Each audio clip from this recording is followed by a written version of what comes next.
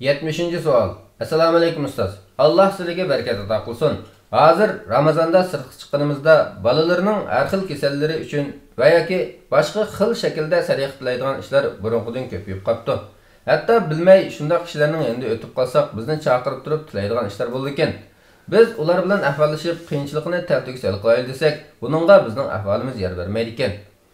Azroq bo'lsa bir narsa beraylik, yolg'ondan muhtoj siyoqqa kirib olgan biri bo'lsa, yomonlikqa yordamchi bo'lib qilishimizdan ansiraydi ekanmiz. Hech narsa bermaylik desak, haqiqatan yordamga ehtiyojli bo'lsa, yordamsiz qo'yishimizdan ansirab qoldi ekanmiz. Shunga bu xil ahvol ostida biz qanday qilsak to'g'ri qilgan bo'lamiz? Yo'l ko'rsatgan bo'lsalar, Alloh sizlardan rozi bo'lsin. Javob: Va alaykum assalom. Ahvolga qarab haqiqiy muhtojligini fahmlagan kishiga sadiqa berish, muhtoj emaslik ko'ringaniga bermaslik eng munosib bo'lsa kerak. Bu ahvolda ularga bermasa gunohkor bo'lmaydi. Agar fahm bo'yicha haqiqiy muhtoj deb qaragan soilga sadiqa bergan bo'lsa, haqiqatda u muhtoj emas bo'lsa, yanala sadiqasiga savob oladi. Bu vaqtda buni tafsiliy fatvodan foydalanasiz.